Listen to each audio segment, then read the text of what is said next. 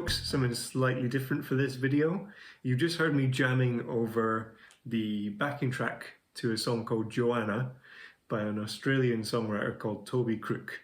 And Toby got in touch with me towards the end of last year with a song that he was looking for a guitarist to record some guitar parts for.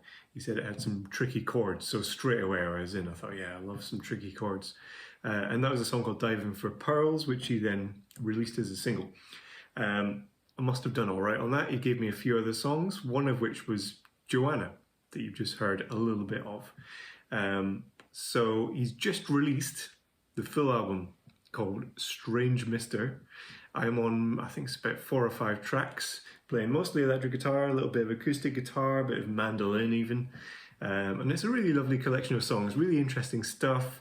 He's quite influenced by Steely Dan, and really interesting chords, harmony, nice melodies, good grooves, what's not to like.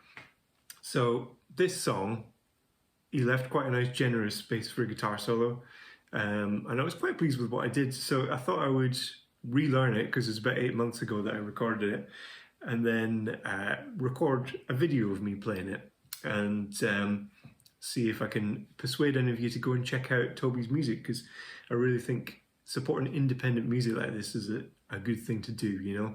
There's a lot of really interesting stuff out there that isn't in the mainstream and doesn't have the backing of the labels and all that kind of stuff, but you know, it's a little ecosystem here. We've got the artists themselves, and then session musicians like me in this case, and there's tons of other great musicians on his album.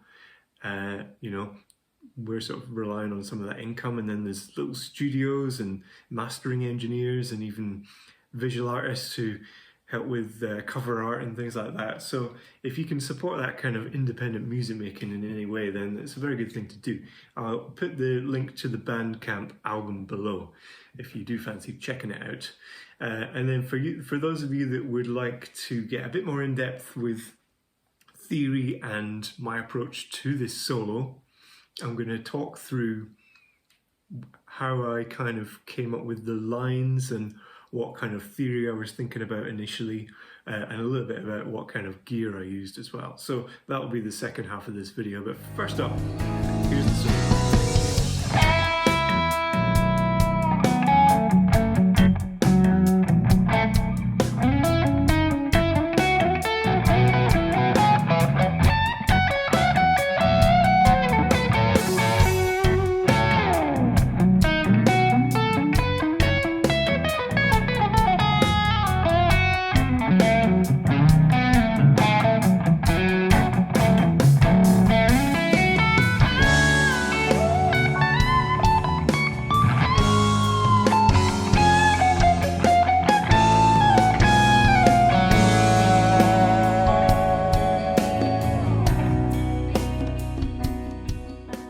That's a fun track to play over. So I want to talk a little bit about how I approached this solo, first of all from a theoretical point of view. So I like to get to know the chords that I'm playing over, otherwise it's unlikely that I'm going to be able to play something that really fits. Toby sent a chord chart for this, and I could see straight away the main groove is really just 2 chords. It's F sharp minor, and then it's B7. And if you know your modes at all, you might spot that that really suggests Dorian. Okay, the Dorian mode has all of the notes in it that are in both of those chords. So F sharp minor has got F sharp, A and C sharp. B7 has got B, D sharp, F sharp and A natural. And all of those notes are found in the F sharp Dorian mode, and they're not found in any of the other modes. So that provides a very good framework then. If you know your scale shapes up and down, I know there's tons of notes that I can play over this backing that will sound good. And let's not forget, a mode is really just a minor pentatonic scale in this case, with a couple of extra notes in there. So also the pentatonic shapes in F sharp are going to work, or indeed the blues scale for a bit of an outside blue note. That's certainly a nice thing to throw in as well. So that's my thinking initially. I like to have a bit of an idea of what scales and what kind of notes I'm going to want to try and target.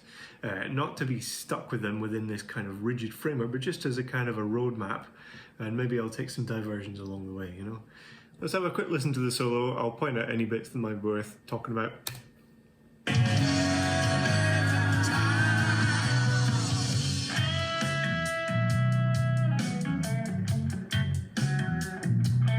So that opening phrase, very first note I'm playing is string bend. The string bend up to the note of E, which is a minor seventh in relation to the root note. So it's got a bit of tension straight away. I quite like opening, rather than doing a standard kind of bend up to an F sharp, the tonic. It's nice to introduce straight away a bit of kind of jazzy tension. What happened next?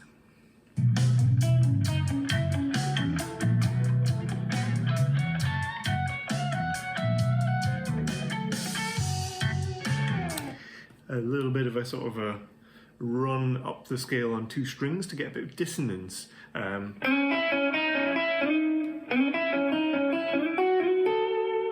That could have been played like as single notes, but it wouldn't have that kind of clash. I like that clash between the notes, the dissonance that happened. And then some double stops with fourths. It's almost basically a power chord.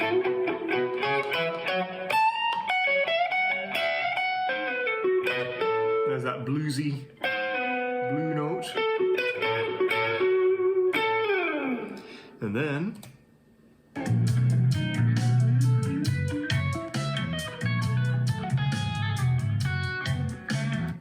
so that's got a little kind of run in sixths. So 4th fret D string, 4th fret B string. Just trying to find, especially with this kind of modal playing, it's nice to explore bigger intervals than just the way we learn scales going up in steps. So that's one kind of interesting thing that you can bring to it. And then a little rundown in thirds after that.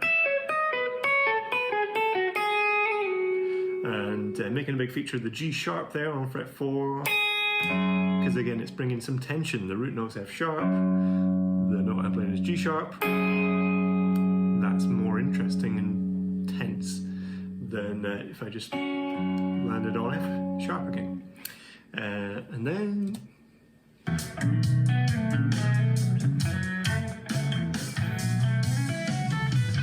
so here the chords change to D major 7, and then it's C sharp major or C sharp dominant 7th. So Dorian isn't going to work anymore. That's going to clash horribly with those chords. So the best choice really is the the harmonic minor scale. It's got kind of a slightly classical sound almost, because chord 5, 1, 2, 3, 4, 5, C sharp is major. So if chord 1 is minor and chord 5 is major, that's a very good signpost that you could use the harmonic minor scale. So it's got a raised 7th degree of the scale, so it gives it that sound.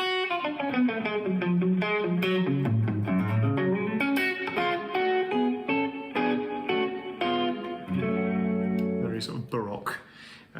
And I want it to be quite melodic at this point. I remember I wanted to not kind of end with a flurry of notes or shredding or anything, just to end with something very sort of singing and melodic.